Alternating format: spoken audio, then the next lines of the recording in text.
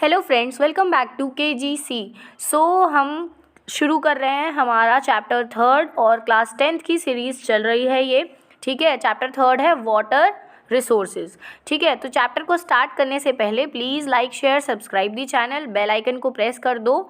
And yes, this is the photo और अच्छा लग रहा है ये तो मैंने लगा दिया। तो अब हम लोग चैप्टर को स्टार्ट करते हैं। क्या है, स्टार्टिंग में हमें पढ़ना है कि वाटर रिसोर्सेज क्या हैं। तो वाटर रिसोर्सेज हमें पता है कि हमारे जितने भी वाटर रिसोर्सेज जहाँ जहाँ से हमें पानी मिलता है वो सारे वाटर रिसोर्सेज हैं, rivers, lakes, seas etcetera. Okay, तो ये तो थे हमारे नेचुरल रिसोर्सेज जो वाटर रिसोर्सेज हैं और साथ में नेचुरल हैं जिनको हमने नहीं बनाया है, भगवान ने बनाया। अब हम लोगों को पढ़ना क्या है, हम लोगों को पढ़ना है मैन मेड रिसोर्सेज जो ह्यूमंस ने बनाया है। अब वो कौन है? डैम। ओके, तो सबने सुना है डैम्स क्या होते हैं, तो हमें बस वही पढ़ना है। So what are dams? तो देखिए ये जो इमेज बना है ये है हीराकुंड डैम का। ठीक है, ये हीराकुंड डैम का है। और डैम्स का अब हम लोग पढ़ते हैं कि डैम्स है क्या। इसको आप लोग बहुत अच्छे से इसकी डेफिनीशन और इसके यूजेस और इसके बेनिफिट्स पढ़ लीजिएगा अच्छे से, और साथ साथ क्या डिसएडवांटेजेस होते हैं डैम्स बनाने के। इस पूरे प्रोसेस को, ये जो पूरा डैम से रिलेटेड टॉपिक है ना, इसको अच्छे से पढ़ लीजिएगा। ये आपके बोर्ड एग्जाम्स में ज़रूर से ज़रूर पूछा जाता है। ओके, सो डैम्स क्या है? Dams were traditionally built to impound rivers and rainwater that could be used later to irrigate agricultural fields. Initially dam को सिर्फ इस पर्पज से बनाया गया था कि इरिगेशन में कैसे मदद हो सके। ओके, रिवर्स का वाटर को कैसे स्टोर कर सकते हैं जिससे कि इरिगेशन में मदद हो सके, सिर्फ इस पर्पज से बनाया गया था डैम स्टार्टिंग में। बट टुडे क्या होता है, डैम्स को सिर्फ इरिगेशन के लिए ही नहीं, आप इलेक्ट्रिसिटी जनरेशन के लिए भी यूज़ करते हो, है ना। तो डैम्स में टर्बाइंस लगे होते हैं, वो मूव करते हैं and then the electricity gets generated and पूरा वाटर की मदद से, हाइड्रो इलेक्ट्रिक पावर की मदद से इलेक्ट्रिसिटी जनरेट होती है एंड पूरे सिटी तक इलेक्ट्रिसिटी जाती है। ओके, सो ये एक मेन पर्पस था डैम का जो पहले इरिगेशन में था लेकिन अभी इलेक्ट्रिसिटी जनरेशन में भी यूज़ होता है। ठीक है, तो डैम्स इसीलिए बनाए जाते हैं। ठीक है, एग्जाम्पल दिया है इन्होंने सतलज बीस रिवर बेसिन। ओके, तो ये बीस रिवर जो है ये व्यास रिवर है। ओके, सतलज बीस रिवर बेसिन जो है इसमें है भाखरा नागल प्रोजेक्ट। ठीक है, ये बिल्ट किया गया था और ये भाखरा नागल जो डैम है ये सबने सुना होगा इसका नाम। ठीक है, और ये जो था ये हाइडल पावर प्रोडक्शन के लिए और इरिगेशन के लिए ही बनाया गया था। ओके, तो ये जो हीराकुंड डैम था बना है आपकी इमेज में, ये जो डैम है ये महानदी बेसिन पे है, महानदी रिवर पे है। ठीक है, तो इसको याद रखिएगा कि हीराकुंड डैम कहाँ पे सिचुएटेड है, तो ये महानदी में सिचुएटेड है। ओके, तो बहुत सारे, ये तो डैम हो गया। तो ठीक है, तो बहुत सारे मल्टीपर्पज़ प्रोजेक्ट्स होते हैं जो बनाए गए हैं, जो इंडिपेंडेंस जब हुई थी इंडिया की उसके बाद लॉन्च किए गए हैं, just because to resource management. ठीक है, रिसोर्स मैनेज करने के लिए मल्टीपर्पज़ प्रोजेक्ट्स को बनाया गया है। ठीक है, ये हम लोगों ने लास्ट चैप्टर में भी पढ़ा था। ठीक है, रिसोर्सेज में, फॉरेस्ट एंड रिसोर्सेज में, तो उसमें हम लोगों ने ये पढ़ा था कि ये कैसे डेवलपमेंट और प्रोग्रेस को ओवरकम करते हैं। ओके, तो अब हम लोग जल्दी से फटाफट से डैम की डेफिनेशन देख लेते हैं and it is very important for your board exams. ज़रूर से ज़रूर आता है ये, तो इसको अच्छे से लर्न करके जाइएगा। ओके, तो क्या है, डैम इज़ अ बैरियर। ठीक है, एक बैरियर की तरह होता है across flowing water that obstructs, directs और retards the flow, often creating a reservoir, lake और इम्पाउंडमेंट। ओके, तो डैम एक बैरियर की तरह है, एक गेट की तरह है, एक बैरियर की तरह है जो फ्लो ऑफ वाटर को रोकता है, जिससे कि क्या होता है कि उसको ऑब्स्ट्रक्ट करता है, उसको रोकता है। ठीक है,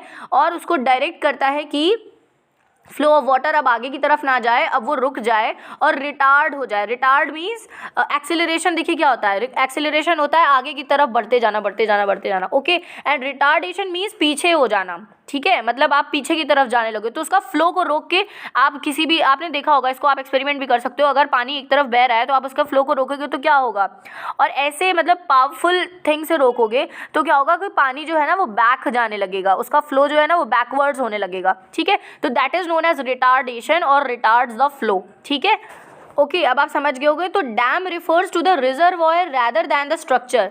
डैम एक रिजर्वॉयर है। रिजर्वॉयर मतलब वाटर को रिजर्व करता है, स्टोर करता है, वो कोई स्ट्रक्चर की तरह नहीं है। Okay, most dams have a section called a spillway और वियर ओवर विच और through which it is intended that water will flow either intermittently और कंटिन्यूसली। तो ठीक है, स्पिल ओवर होता है, इसमें स्पिल वे होता है जिससे कि वाटर का फ्लो कंटिन्यूस होगा या नहीं होगा ये डिसाइड किया जाता है उसको लगाने से। ये स्ट्रक्चर है। Okay, dams are classified according to the structure, intended purpose और हाइट।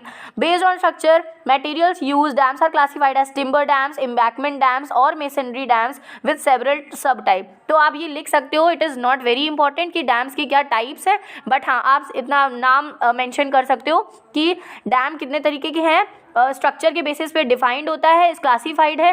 पहला इंटेंडेड हो सकता है, मटेरियल उसमें कैसा लग रहा है, टिम्बर डैम हो सकता है, एम्बैकमेंट डैम हो सकता है और मेसनरी डैम हो सकता है। ठीक है, ये सब टाइप भी हैं इसके बहुत सारे। According to the height, dams can be categorized as large or major dams or alternatively low and medium height dams। Okay, तो अब आप समझ गए होंगे। एक इसमें पॉइंट ये है कि कॉलोनियल पास्ट के बाद से क्या हुआ कि हम लोग ऑलरेडी बहुत ज़्यादा डिस्ट्रॉय हो चुके थे। वाटर रिसोर्सेज, चाहे कोई भी रिसोर्स हो, वो ऑलरेडी डिस्ट्रॉयड थे। But one thing which help is that we got the technology. ठीक है, तो हमें टेक्नोलॉजी मिल गई थी, we entered into modern India. ठीक है, तो इसकी वजह से कॉलोनियल थिंग्स की वजह से जो something which is happening in the foreign countries, तो उसकी इन्फ्लुएंस की वजह से we also got the technology कि हाँ ऐसे कुछ कर सकते हैं, इंडस्ट्रियलाइजेशन को रैपिड कैसे करना है एंड अर्बन इकोनॉमी की तरफ कैसे ग्रोथ करनी है। ठीक है, तो that is the main thing कि जवाहरलाल नेहरू ने प्रोक्लेम किया कि डैम्स जो हैं ये टेम्पल्स हैं मॉडर्न इंडिया के। Okay, so you can also quote this that Jawaharlal Nehru claimed. So okay, now moving on. अब क्या है, in recent years multipurpose projects and large dams have come under great scrutiny and opposition for a variety of reasons। अब ये आपको ना, अभी तक आपने डैम्स और डैम्स के बेनिफिट्स देख लिए, एडवांटेजेस देख लिए, बट अब आप देखने वाले हो क्या, डिसएडवांटेजेस। ओके, तो क्या है कि इनको स्क्रूटनी भी किया जाता है। स्क्रूटनी मतलब इनमें सुधार भी लाया जाता है, अपोजिशन किया जाता है, लोग इनको अपोज करते हैं। Why? Because of many reasons. होता क्या है that dams construction, okay, dams का जो कंस्ट्रक्शन है it is not a small task, बहुत बड़ा टास्क है and it takes lots of time and lots of biodiversity affected. तो होता क्या है, वहाँ पे जितने पेड़ पौधे होंगे, जितनी भी मरीन डाइवर्सिटी होगी, ठीक है, एनिमल्स, मरीन एनिमल्स होंगे, सब अफेक्टेड होंगे because of construction of dams. तो एक तरफ डैम से हमें फ़ायदा भी बहुत हो रहा है, बट दूसरी तरफ नुकसान भी बहुत हो रहा है। ठीक है, तो लेट्स सी आपकी बुक में क्या लिखा है। Regulating and damming of rivers affects it their natural flow, causing poor sediment flow and excessive sedimentation at the bottom of the reservoir, result in rockier stream, own wells and tube wells in their farms for irrigation to increase their produce। But have you wondered what this could result in? This may lead to falling groundwater levels, adversely affecting water availability and food security of people। I hope now you get that point कि मैं क्या कह रही थी। ठीक है, dams का construction एक स्मॉल टास्क नहीं है, इससे बहुत सारी चीज़ें इफेक्ट होती हैं। जो सेडिमेंट्स आपकी रिवर्स लेकर आती हैं, वो सेडिमेंट्स सब एक जगह स्टोर होने लगते हैं, वाटर लेवल डाउन चला जाता है, ग्राउंड वाटर लेवल जो है वो डाउन चला जाता है। और क्योंकि सेडिमेंट्स स्टोर होने लगते हैं, क्योंकि फ्लो ऑफ वाटर से ही, मैंने बताया है ये फर्स्ट वीडियो में क्लास 10th की ही, कि जब फ्लो ऑफ वाटर होता है ना तब वो सेडिमेंट्स लेके आती है और जब वो बैक जाती है फिर वो सेडिमेंट्स को वापस ले जाती है। तो इससे फ्लो से क्या होता है, सेडिमेंट्स मेंटेन रहते हैं, flow of sedimentation maintains. But अगर आप फ्लो को रोक दोगे तो सेडिमेंटेशन एक जगह स्टोर होता रहेगा एंड रॉक्स बनने लगेंगी। ओके, तो इससे क्या होगा, फ्लो तो ऑब्स्ट्रक्ट हो ही रहा है, रॉकी स्ट्रक्चर जनरेट हो रहा है and availability of food and security जो लोगों को मिलती है due to the flow of water वो कम हो जाती है। एक हमें बेनिफिट हो रहा है इरिगेशन का, ठीक है, और बेनिफिट क्या हो रहा है, इलेक्ट्रिसिटी जनरेशन का, बट उसके साथ साथ बहुत सारे लॉसेज भी हो रहे हैं, दैट इज़ बायोडाइवर्सिटी लॉसेज। ठीक है, और भी बहुत सारे जो हमने देखे लास्ट स्लाइड में। नाउ मूविंग ऑन, अब हमने ये देखा कि पोस्ट इंडिया जो था, पोस्ट इंडिपेंडेंट के बाद जो इंडिया था तो उसने इंटेंसिव इंडस्ट्रियलाइजेशन और अर्बनाइजेशन विटनेस किया, जो कि इंडिया में पहले नहीं था। Okay, creating vast opportunities for us today, large industrial houses are commonplace as industrial units of MNCs। ठीक है, तो इंडिया में ही बहुत सारी मल्टीनेशनल कंपनीज हैं जो अवेलेबल हैं because of post independent industrialisation and modernisation. Okay, the ever increasing number of industries has made matters worse by exerting pressure on existing freshwater resources.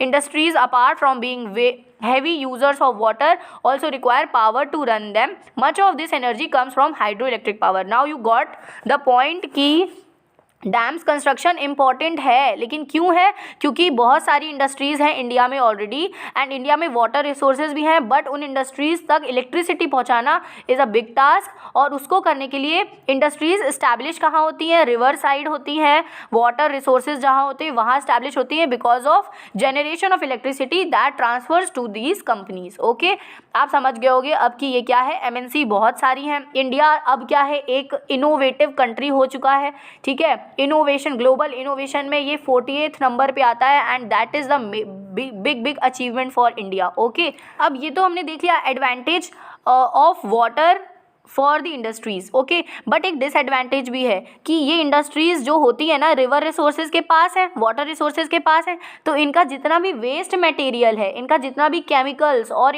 जितना भी पेस्टिसाइड्स और ये जो भी डेवलप ये लोग करते हैं, उसका जितना भी वेस्टेज है वो कहाँ जाता है? वो भी वाटर में जाता है। So what happens? Eventually water gets polluted also, and this is the main cause of water pollution. Okay, so अब इस वाटर पॉल्यूशन को रोकने के लिए बहुत सारे मिशंस लगाए गए, लाइक जल जीवन मिशन। ओके, तो ये जो गोल है इस जल जीवन मिशन का ये है कि हर हाउस होल्ड रूरल एरियाज में उसको वाटर मिलता रहे, पाइप्ड वाटर मिले, यानी जो आपका टंकी वाला पानी होता है ना वो मिलता रहे, और 55 litres per capita per day regularly on daily basis उनको ये चीज़ मिलती रहे। तो जल जीवन मिशन का एक मेन एम ये भी है कि वाटर उनको, मतलब रूरल हाउस होल्ड्स में वाटर की सप्लाई एफिशिएंट तरीके से पहुंचती रहे, एंड वन मोर थिंग कि इनको जो रिवर रिसोर्सेज गंदे हो रहे हैं, पल्यूट हो रहे हैं, इनको क्लीन करने के लिए लाइक क्लीन गंगा प्रोग्राम, ठीक है, गंगा को क्लीन करने का प्रोग्राम चल रहा है, क्योंकि मेजर इंडिया का जो पोर्शन है ना वो गंगा रिवर बहुत बड़ी रिवर है इंडिया की, दैट्स वाई, ठीक है। तो गंगा मिशन चल रहा है, तो बहुत सारे मिशंस हैं जो क्लीनिंग के लिए चल रहे हैं। ओके, सो नाउ अब क्या है, अब हम लोग देखते हैं थोड़ा सा छोटा सा पार्ट है multipurpose river projects and integrated water resource management. ये क्या चीज़ है? मल्टीपर्पस रिवर प्रोजेक्ट्स जो मल्टीपर्पस के लिए हों, ठीक है, बहुत सारे उनके पर्पस हो, लाइक इलेक्ट्रिसिटी जनरेशन अभी हमने देखा, ठीक है, और भी पर्पस, और वाटर रिसोर्स मैनेजमेंट भी करें, मतलब वो सिर्फ हार्म ना करें, वो मतलब वो हार्म जो उनके थ्रू लॉसेज हो रहे हैं उनको वो कम करें। ओके, तो हम लोग कंजर्व और मैनेज कैसे करेंगे वाटर को? Archaeological and historical records show that from ancient times we have been constructing sophisticated hydraulic structures. तो आर्कियोलॉजिकल मतलब जो हिस्ट्री से हम लोगों ने फाइंड आउट किया है, कैसे एविडेंसेस जो मिले हैं हमें, और हिस्टोरिकल रिकॉर्ड्स जितने भी हैं वो ये शो करते हैं कि एंशियंट टाइम्स में भी हाइड्रोलिक स्ट्रक्चर्स का इस्तेमाल होता था, लाइक डैम्स, ठीक है। तो डैम्स वहाँ पे कैसे बनते थे? स्टोन के पेबल से बनते थे, स्टोन्स से बनते थे। ओके, रिजर्वॉयर्स बनते थे, एम्बैंकमेंट्स बनते थे, कैनाल्स बनते थे इरीगेशन के लिए, ठीक है। तो this is not new for us कि हम लोग अगर ये माने कि इंडस्ट्रियलाइजेशन के बाद ही डैम्स का कंस्ट्रक्शन हो पाया। No, it is the concept which was prevalent in ancient times also, but था क्या कि न्यू टेक्नोलॉजी के साथ डैम्स का कंस्ट्रक्शन करना हमने पोस्ट इंडिपेंडेंट पीरियड में ही स्टार्ट किया। सो now you got that the point कि दिया क्या है कि अभी तो आपने बोला था कि पोस्ट इंडिपेंडेंस पीरियड में था, बट यहाँ तो पहले से ही दिया है। ओके, तो not surprisingly we have continued this tradition in modern India by building dams in most of our river basin. So now you got that the point कि क्या बोला है इन्होंने कि हाँ एंशियंट टाइम्स में ये चीज़ें प्रीवैलेंट थी। Of course India is a techno country, ठीक है, जहाँ पे टेक्नोलॉजी प्रीवैलेंट है एंशियंट टाइम से, बट था क्या कि हम लोगों के पास रिसोर्सेज जो थे ना, टेक्नोलॉजिकली जो हमारे पास चीज़ें होनी चाहिए वो नहीं थी, वो अब है। तो India is the manufacturer country. Okay, manufacture करते हैं हम लोग टेक्नोलॉजी के टर्म्स में। ओके, अब चाइना से तो पीछे हैं, but by God grace we will overcome China and we will be the in the first position.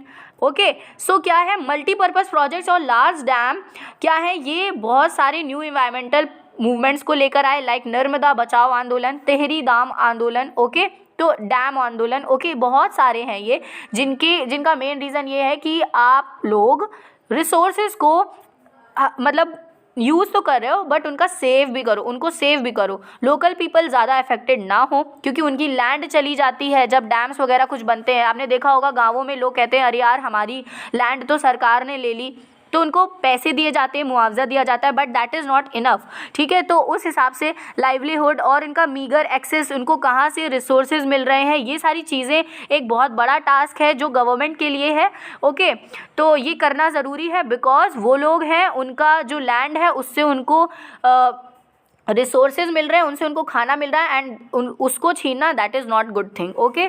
सो अब हम लोग देख लेते हैं इरिगेशन के क्या प्रोसेस है, इरिगेशन कैसे होता है। तो irrigation has also change the cropping pattern of many regions with farmers shifting to water intensive and commercial crops. तो पहले फार्मर्स ऐसे ही कोई भी क्रॉप्स करते थे जो उनके लिए यूजफुल है, एंड दैट मतलब वो सिर्फ इसलिए करते थे कि क्रॉप्स उगाते थे कि उनका घर चलता रहे, but now they had shifted to the intensive and commercial crops because of selling of those crops, sell करते हैं उन क्रॉप्स को, okay. This has great ecological consequences like salinisation of soil. तो इसकी वजह से जब इंटेंसिवली क्रॉप्स उगाई जाती हैं तो सॉइल जो है वो क्योंकि वही सॉइल है तो वो बेकार होती चली जाती है, एंड इट गेट्स सेलेनाइटेड, ओके, मतलब वो नमकीन हो जाती है। At the same time, it has transformed the social landscape, like increasing the social gap between rich landowners and landless poor. So इससे क्या है, gap बढ़ रहा है between rich and poor people. As you can see, dams did create conflicts between people wanting different uses and benefits and the same water resources. इसका एक example दिया है, गुजरात में साबरमती जो बेसिन है वहाँ पे फार्मर्स जो हैं वो उसके इस बेसिन की वजह से वो रायट्स कर रहे हैं, रायट्स मतलब दंगे कर रहे हैं, ठीक है, कर रहे थे, over a higher priority given to water supply in urban areas, क्योंकि उनको लग रहा था कि ये जो वाटर सप्लाई की हायर प्रायोरिटी किसको दी जा रही है, अर्बन एरियाज़ को दी जा रही है, गाँवों में इसका कोई बेनिफिट नहीं हो रहा है। That's why they were protesting them, okay, जो बना रहे थे dams, okay. Inter state water disputes are also becoming common with regard to sharing the cost and benefits of multipurpose projects. तो होता क्या है कि ये ऐसे स्टेट्स में प्रोजेक्ट्स लगाए जाते हैं ना जहाँ पे रिवर्स निकल रही हों, जहाँ पे रिवर्स जो है वो मल्टीपल लोगों को बेनिफिट कर रही हों, डैम्स का कंस्ट्रक्शन मल्टीपल लोगों को बेनिफिट करे। सो इसकी वजह से डिस्प्यूट्स भी होते हैं, इसकी वजह से लड़ाइयाँ भी होती हैं, झगड़े भी होते हैं। सो अब आपको ये मैप दिख रहा होगा, इंडिया का जो रिवर्स का मैप है, इस यहाँ पे थोड़ा सा ब्लर है बट आप अपनी बुक में देख सकते हो। मैंने पहले ही बोला है कि आप जब आप लेक्चर को अटेंड करो तो आप अपनी बुक्स को अपने साथ में रखो, that will make great impact on your studies, okay. So यहाँ पे नर्मदा का जो है ये मैं आपको दिखा दूँ कि नर्मदा और तापी रिवर ये वेस्ट फ्लोइंग रिवर हैं, और रिफ्ट वैली की वजह say that is another reason, वो आपको अभी समझना नहीं है, बट ये नर्मदा रिवर है एंड ये गुजरात से जाती है, महाराष्ट्र, मध्य प्रदेश ऑल्सो। तो जल्दी से हम लोग एक छोटा सा टॉपिक है रेन वाटर हार्वेस्टिंग, इसको भी देख लेते हैं। तो रेन वाटर हार्वेस्टिंग जो है ये एक मेजर स्टेप था वाटर को कंजर्व करने के प्रति, ओके। कंजर्वेशन ऑफ वाटर के लिए एक मेजर स्टेप है जो ऐसे एरियाज़ में किया गया जहाँ पे वाटर की कमी हो जाती है गर्मियों के सीज़न में, ठीक है। तो rain water harvesting gives a major impact in conservation of water, okay. तो अब इसमें क्या है कि many thought that given the disadvantages in rising resistance against the multipurpose projects water harvesting system are viable and alternative both socio economically and environmentally, okay. In ancient India, along with the sophisticated hydraulic structures, there existed an extraordinary tradition of water harvesting. तो ये जो है ना वो rain water harvesting का concept ये भी ancient India से चला आ रहा है, ठीक है। ये मोहनजोदड़ो के टाइम से चलता आ रहा है, बट अभी हम लोगों ने इसको पढ़ना शुरू किया, उस टाइम पढ़ नहीं रहे थे बट अभी पढ़ रहे हैं, ओके। तो इसमें होता क्या है कि रेन वाटर को स्टोर किया जाता है एंड देन उसको डायरेक्ट सप्लाई किया जाता है ग्राउंड वाटर में, ग्राउंड में, ओके। तो होता क्या है, लोग अपने घरों के ऊपर टैंक्स बनवा लेते हैं, थोड़े छोटे छोटे से टैंक्स बनवा लेते हैं जिसमें क्या होता है पूरा वो रेन वाटर स्टोर हो जाता है, एंड देन पाइप्स की मदद से उसको अपने घर के डाउनवर्ड्स, मतलब वो पाइप के थ्रू जाता है पानी एंड वो ग्राउंड में डायरेक्टली वो डिस्चार्ज कर देता है वाटर को, रेन वाटर को। तो इसकी वजह से क्या होता है जो रेन वाटर है ना वो स्टोर हो जाता है, वो नालियों में नहीं चला जाता डायरेक्टली, वो ग्राउंड में चला जाता है and eventually that becomes ground water and उसको आप फिर यूज़ कर सकते हो। तो ये है रेन वाटर हार्वेस्टिंग का प्रोसेस। ये राजस्थान में सबसे पहले अप्लाई किया गया था बिकॉज राजस्थान का सबको पता है कि वो वाटर स्कैर्स रीजन है, वहाँ पे वाटर की स्कैरसिटी हो जाती है in summer season, okay. Because of Indira Gandhi project वहाँ पे इरीगेशन पॉसिबल हो पा रहा है, वरना वो भी नहीं हो पाएगा, okay. That is the main advantage. तो राजस्थान में इसका एक एडवांटेज हुआ कि हाँ rain water harvesting, rain water को स्टोर किया गया। ठीक है, अब ये राजस्थान कैसा एरिया है, सेमी एरिड है, सेमी रीजन्स है। ठीक है, पर्टिकुलरली बीकानेर, फालोडी एंड बार्मर, ये सारे जो रीजन्स हैं यहाँ पे सारे हाउसेस में ये रेन वाटर हार्वेस्टिंग का कॉन्सेप्ट है, वो लोग ऐसे करते हैं। इसको फालोडी बोलते हैं बिकॉज उसमें टैंक होता है 6.1 metres deep and 4.27 metres long, इतना मीटर्स वाइड, 2.44 मीटर्स। ठीक है, ये टैंक्स बनाए जाते हैं और फिर इनसे पाइप्स कनेक्ट किए जाते हैं that will eventually go into the ground water. तो ये आपको पूरा इसका प्रोसेस नहीं लिखना है, आपको पता होना चाहिए कि रेन वाटर होता क्या है and it is the most important topic for your exam perspective and for daily life also. ठीक है, तो एक चीज़ और यहाँ पे दी है कि क्या होता है रेन वाटर और पालर पानी। ठीक है, तो पालर पानी ये वहाँ पे कॉमनली जो जनरली जो एरियाज़ है ना वहाँ पे कॉमन लैंग्वेज है वहाँ की, तो इसको पालर पानी बोलते हैं। That is not a big thing कि क्या है पालर पानी। ओके, तो ये कॉन्सेप्ट भी यहाँ पे ख़त्म हो जाता है। And now moving to the last topic of the day, क्या है roof top rain water harvesting. इसमें क्या है, ये प्रैक्टिस किया जाता है शिलोंग, मेघालय वाले रीजन्स में, चेरापूंजी में, मौसिनराम में, बिकॉज ये क्या है, ये हाईएस्ट रेनफॉल होती है इन एरियाज़ में।